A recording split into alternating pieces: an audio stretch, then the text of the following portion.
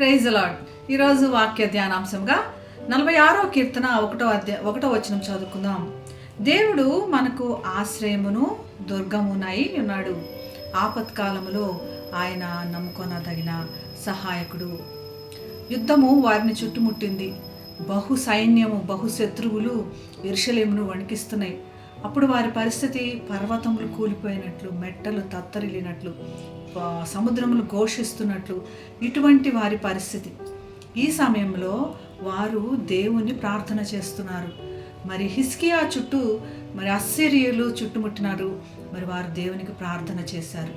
మరి ఆ దేవుడు వారికి ఆశ్రయముగా ఉన్నాడు. వారికి ఆశ్రయంగా ఉన్నప్పుడు ఒక దాగుచోటు, ఒక ఖచ్చితమైన కాపుదల ఉంటుంది. వారు చెప్పినది వారికి జవాబు దొరుకుతుంది. ఇటువంటి పరిస్థితి కలుగజేసే ఆశ్రయం, వారు ప్రార్థించగా వారి ఆశ్రయం గుర్తించగా దేవుడు ఒక దూతని ఆజ్ఞాపిస్తే 1,85,000 మంది ఆ రోజు కూలినట్లు కనపడుతుంది. ఇంత గొప్ప ఆశీర్వాదము, ఆశ్రయము మన దేవుడు మనకి ఇవ్వగలిగాడు. అంత మాత్రమే కాదు, ఆయన బలమై ఉన్నాడు. మనకు కావాల్సినటువంటి శక్తిని ఆయన సమకూర్చగలడు. మనం భయపడాల్సిన అవసరం లేదు. మరియు కూడా ఆపత్కాలంలో ఆయన ఖచ్చితంగా నమ్ముకొనదగిన సహాయకుడు. ఆపత్కాలం వచ్చినప్పుడే తెలుస్తుంది ఎవరు మన సొంతవారు, ఎవరు మన సొంతవారు కాదు అన్నది మన ఆపద సమయంలో తెలిసి వస్తుంది. ఇటువంటి సమయంలో కూడా మనం నమ్ముకునే ధైర్యము మనకుంది. అది మన దేవుడైన యేసు. ఈయన ఆపత్కాలంలో నమ్ముకొనదగిన సహాయకుడు కాబట్టి వారు ఆపత్కాలంలో దేవునికి విజ్ఞాపన చేశారు.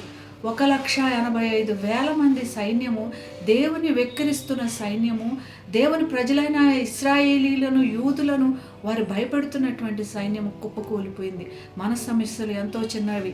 ఆ సమస్యలు దేవుడు ఎంతో సమర్థవంతంగా తీర్చగలిగిన దేవుడు మన ఆశ్రయదుర్గం.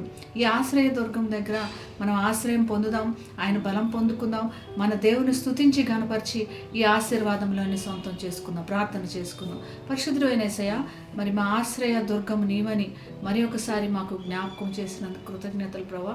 మా దగ్గర ఎటువంటి పరిస్థితులు ఉన్నా మా ఆశ్రయం నీవే, మా నమ్ముకొనదగిన దేవుడు నీవు కనుక నీకు వందనాలు చెల్లిస్తూ యేసు నామమున ప్రార్థిస్తున్నాం తండ్రి. ఆమేన్. Have a blessed day. God bless you.